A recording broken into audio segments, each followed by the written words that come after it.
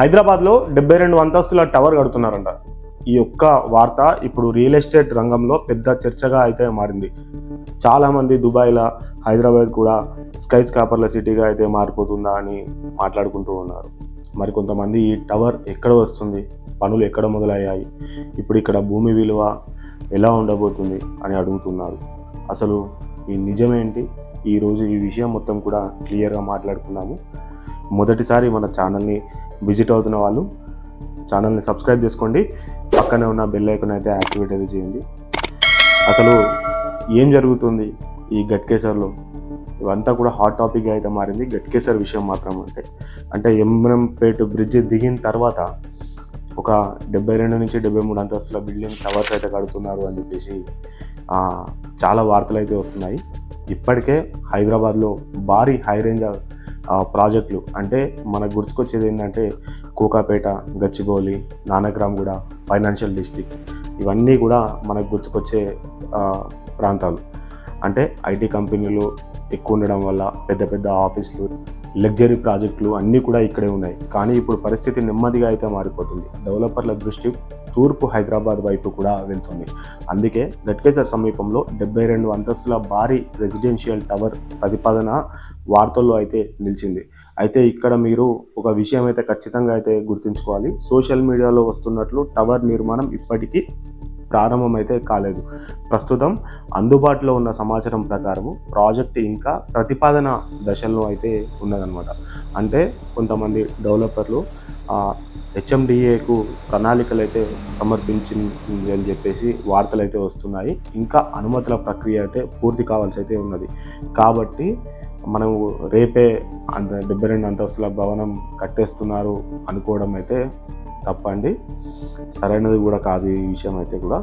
అంటే ఇక్కడ మనం చూసుకున్నట్లయితే యమునంపేట గట్కేసర్ నుంచి మనం ఈసీఐఎల్ రాంపల్లికి వెళ్ళే దారిలో యమునంపేట అంటే మనకి గట్కేసర్ ఫ్లైఓవర్ దిగిన తర్వాత మనకి ఈ యమునంపేట అనేది రావడం అయితే జరుగుతుంది. ఇక్కడ ఆల్రెడీ చాలా ఇంజనీరింగ్ కాలేజెస్ కూడా ఉన్నాయి. ఇక్కడ ప్లేస్ చూస్తున్నారు అని చెప్పేసి వార్తలు అయితే వస్తున్నాయి. అంటే దీనికి పర్మిషన్స్ చాలా వరకు అయితే కావాలి. కానీ అసలు ప్రశ్న ఏంటంటే ఇంత పెద్ద ప్రాజెక్టుకు గట్కేసర్ ప్రాంతాన్ని ఎందుకు ఎంచుకున్నారు? ఈ విషయం మనం మాట్లాడుకున్నాం. దీనికి కారణాలు అయితే చాలా అయితే ఉన్నాయి. ఈ ప్రాంతానికి ఓఆర్ఆర్ ఎగ్జిట్ 9 కనెక్టివిటీ అయితే ఉంది. ఇక్కడి నుంచి నగరంలోని దాదాపు అన్ని ప్రధాన ప్రాంతాలకైతే సులభంగా అయితే వెళ్ళిపోవచ్చు. పక్కనే NH 163 వరంగల్ హైవే ఉంది. Cherlapalli world class railway terminal ఇప్పుడు ఈస్ట్ హైదరాబాద్కు కొత్త గుర్తింపుగా అయితే మారుతోంది. పోచారం ఐటీ కారిడార్ కావచ్చు, అంటే ఇది కూడా పక్కకే ఉన్నది. ఇన్ఫోసిస్ వంటి ఐటీ కంపెనీలు, సిజ్లు, విద్యా సంస్థలు, పరిశ్రమలు ఇప్పటికే ఈ బెల్ట్లో ఉన్నాయి. ఎయిమ్స్, బీబీనగర్, యాదాద్రి కారిడార్, భవిష్యత్తులో రీజనల్ రింగ్ రోడ్ వంటి అంశాలు కూడా ఈ ప్రాంతంపై దృష్టి అయితే పెరగడానికి అయితే కారణమైతే అవుతున్నాయి. ఇదంతా చూస్తే ఒక విషయం అయితే అర్థమైతే అవుతుంది. ప్రభుత్వం అయినా ప్రైవేట్ డెవలపర్లు అయినా ఈస్ట్ హైదరాబాద్ను పూర్తిగా విస్మరించడం అయితే లేదు. మెల్లగా ఇక్కడ కూడా పెద్ద పెట్టుబడులు అయితే రావడం అయితే ప్రారంభమయ్యాయి అన్నమాట.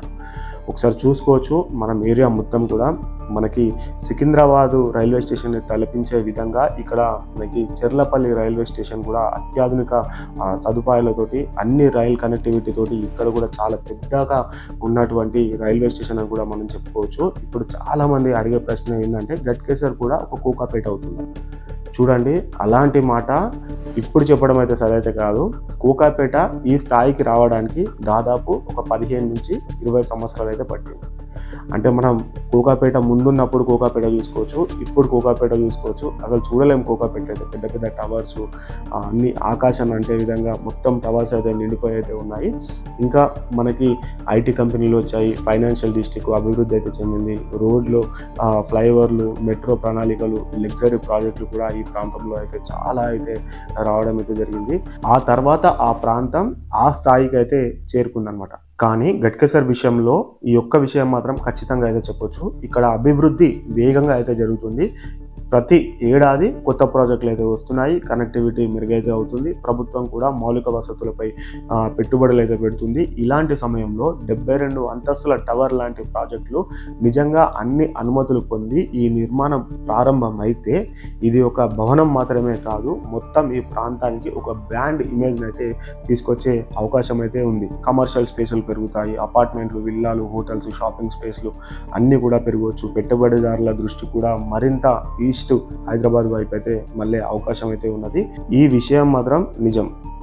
కొన్నేళ్ల క్రితం గట్కేసర్ గురించి ఇంత పెద్ద స్థాయిలో ఎవరు కూడా మాట్లాడలేదు, కానీ ఇప్పుడు 72 అంతస్తుల టవర్ ప్రతిపాదన, Cherlapalli railway terminal, ORR Pocharam IT corridor ఇవన్నీ కలిపి ఈస్ట్ హైదరాబాద్ని వార్తల్లో అయితే నిలిపాయండి.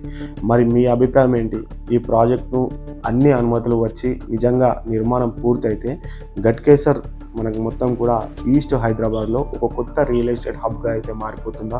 మీ అభిప్రాయాన్ని కామెంట్ రూపంలో అయితే చెప్పండి. ఇలాంటి గ్రౌండ్ రిపోర్ట్ల కోసం మన రుద్ర డెవలపర్స్ ఛానల్ని అయితే సబ్స్క్రైబ్ అయితే చేసుకోండి. Thanks for the watching video. Thank you so much.